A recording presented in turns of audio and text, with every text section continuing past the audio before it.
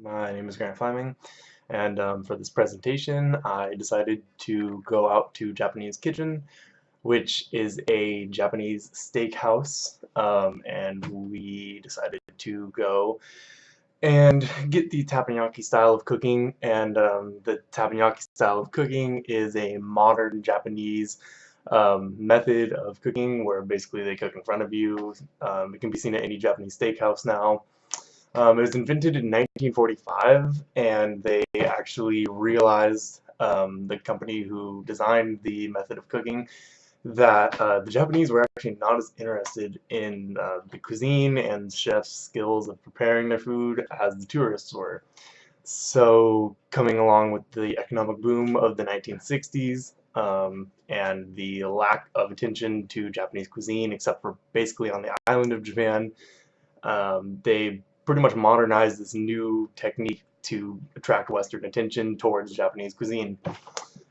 Um, and this new type of Japanese cooking method uses westernized foods such as beef, shrimp, scallops, lobster, chicken, and assorted vegetables, which is just differs a little bit as compared to traditional Japanese cuisines and restaurants. The restaurant itself had a very traditional look to it. Even the door, I wish I would have gotten a picture of the door, but even the door sort of looked like a little Japanese house as you walked in.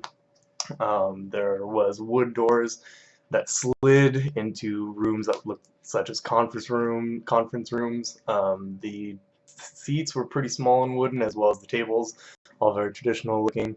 There was aquariums with koi fish, shogi screens, as well as plenty of art and really old ancient pieces. All the employees were Japanese and they spoke Japanese to each other. Um, and so, as far as modern Japanese steakhouses go, I would say that the art and the look of it was pretty traditional, especially considering that this is a modern practice.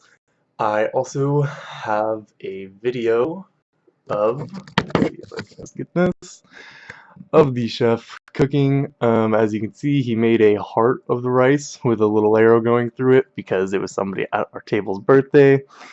And that was pretty cool. That was also very Western, I would say. A little bit of showmanship. This is the salad bowl that we received prior to the meal, and if I can just see here, the bowl of soup that we received prior to the salad.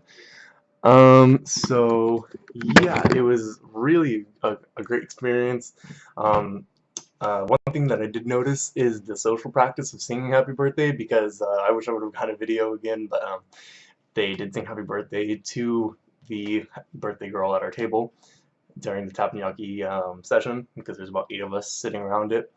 And yeah, it was different than the American version. The beats were off, everybody was clapping, but to a different rhythm.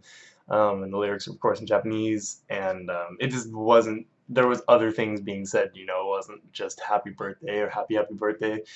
So that was very interesting to watch because we did sing "Happy Birthday" to her right before that, so that was pretty cool. And yeah, I think three main things that I saw while I was there was the motivation for the people being there. It looked like most people were there because they were there for a celebration of some sorts, maybe the end of a sports year or after an awards banquet, but that's really what it looked like. I saw somebody there with their family and friends after graduation in their cap and gown. Um, and so that was interesting because I think that that's a good motivation to bring in Western culture and kind of influence them and immerse them into Japanese cuisine, and it's definitely a step in the right direction. Respect there was definitely a level of respect between the chef and the people that were sitting around the teppanyaki grill. The chef, for example, gave me more rice because I was paying the bill for my girlfriend. And at the same time, we kind of like let him give you a hard time and whatnot because he's the chef and he's preparing the meal. And interaction management, I thought that was another key thing. I think that not only do these chefs have to be skilled in these places, but they also have to be good with interactions and managing them and knowing when to end a conversation and to keep it going and all of that to keep their attention of the audience because they're pretty much now entertainers, not just chefs. So they have to do cool things such as onion ring volcanoes and whatnot. And another thing that I thought was interesting. This is coming from the book from Lustig and Coaster, and it is on page 92. They were discussing basically different cultures, such as the Chinese, who are believing that people are inherently good, and therefore they have to be protected from corrupting influences. And they had this to say about Japanese culture, which I thought was very interesting. It said a related issue is whether the culture emphasizes duties or rights. One culture that expects its members to act because it is their duty to do so is the Japanese. In contrast, for European Americans, the concept of duties and obligations to others is not as powerful of a motivator. Basically showing the Japanese mindset that it's their duty to please and it's their duty to act and show the best of their culture to the rest of the world and influence the rest of the world and show people that, they're there. Um, but overall, it was a great experience. I'm really glad that I got to do it. I've been to these before, but I guess I never really paid that much attention or did the research and found out that, this cooking style wasn't even invented until 1945 specifically for tourists. So I thought that was pretty interesting, considering that an uneducated person such as myself prior to this assignment, thought that maybe they'd been doing that for a really long time. Maybe that was the Japanese traditional way and that was their traditional meals, but no, it's not. It's totally the American version, and I would have never known without this assignment.